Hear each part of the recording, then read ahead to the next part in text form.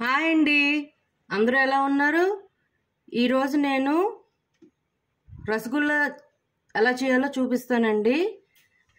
ఈ రసగుల్లాకి కావాల్సింది నేను 2 పాల ప్యాకెట్లు తీసుకున్నానండి, ఫుల్ క్రీమ్ పాల ప్యాకెట్లు. అవి బాగా వేడి చేసుకొని ఆ మరిగాక పెరుగు వేసుకొని పాలు విరుపుకుంటానండి జున్ను కోసం. 2 ప్యాకెట్ల పాలకి 1 కప్పు దాకా పెరుగు తీసుకున్నాను. రసగుల్లా తయారు చేయడానికి 1 కప్పు షుగరు, 1 గ్లాస్ వాటర్ అండి. ముందు పొయ్యి మీద పాలు పెట్టి మరగబెట్టుకున్నాను.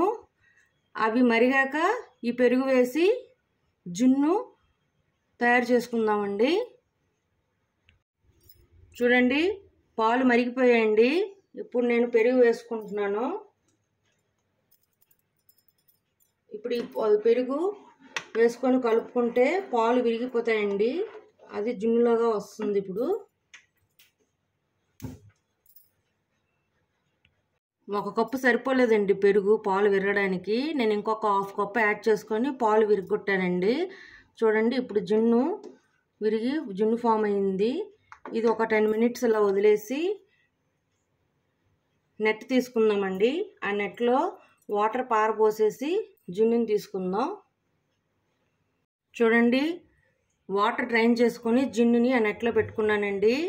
ఆ జున్ను కూడా పైప్ కింద పెట్టి మంచి వాటర్ కింద పెట్టి ఆ జున్ను చల్లారేదాకా వాటర్తో వాష్ చేస్తూ ఉండాలండి. జున్ను చల్లారిపోవాలి పూర్తిగా అండి. వాటర్ అంతా బాగా డ్రైన్ అయిపోయిందండి. ఇప్పుడు ఇక్కడ ప్లేట్లో ఒకటి తీసుకొని ఈ ప్లేట్లో వేసుకుందాం. దీన్ని వేసుకొని చేత్తో ఇలాగా రబ్ చేస్తూ బాగా స్మూత్ అయ్యేదాకా రబ్ చేసుకుంటూ చేయాలండి. మనం బాల్ చుట్టుకునేటప్పుడు సాఫ్ట్గా అయిపోవాలి ఆ బాల్ అంతా. ఇది ఒక 10 to 15 మినిట్స్ పడుతుందండి.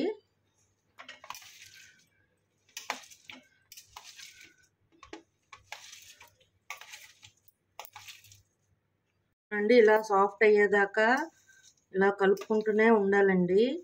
కొంతమంది సుజీ యాడ్ చేస్తారండి, అంటే బొంబాయి రవ్వ. నేనేమి యాడ్ చేయట్లేదు. ఏమీ యాడ్ చేయకుండానే స్పాంజీగా వచ్చేటట్టుగా వస్తుందండి. లోపు మనం పక్కన పొయ్యి మీద కుక్కర్ పెట్టుకొని 1 కప్పు దాకా షుగర్ తీసుకుంటున్నానండి. దానికి తగ్గట్టు 1 కప్పు నీళ్ళు తీసుకొని ఇది పాకం వచ్చేదాకా షుగర్ని మెల్ట్ చేసుకోవాలండి. రసగుల్లాని దాంట్లో ఇప్పుడు కుక్కర్లో వేసి విషల్ తీసుకోవాలి.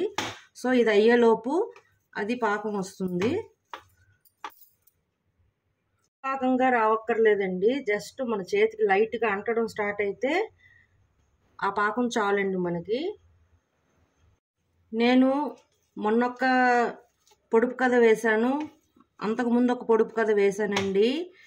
2-3 సమాధానం ఇచ్చారు, కానీ అది రాంగ్ అండి. ఆలోచించి నా కామెంట్ సెక్షన్లో పెట్టండి. ఇవాళ నేను చెప్పబోయేది టిప్ అండి.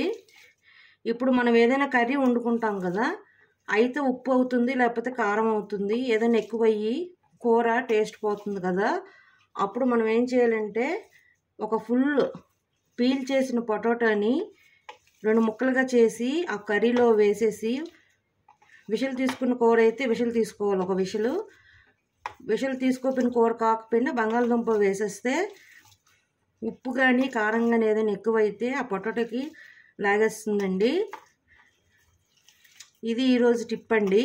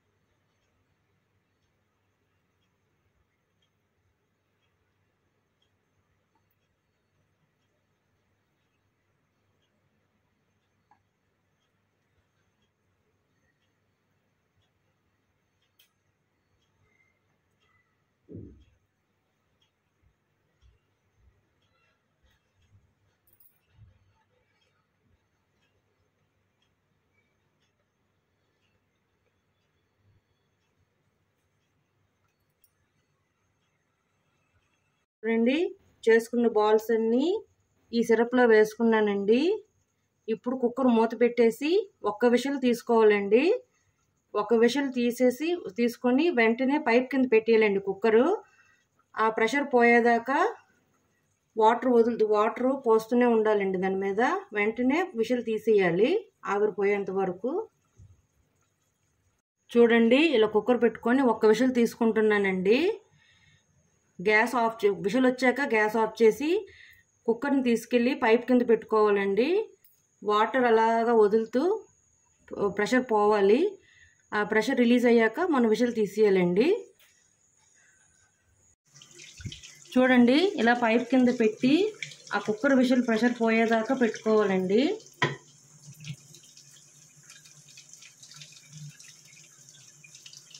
చూడండి, కుక్కర్ ప్రెషర్ పోయేదాకా నేను కుక్కర్ని వాటర్ కింద పెట్టుకున్నానండి. చూడండి, ప్రెషర్ పోయింది. చూడండి రసగుల్లాలు ఎలా వచ్చాయో మీకు చూపిస్తా.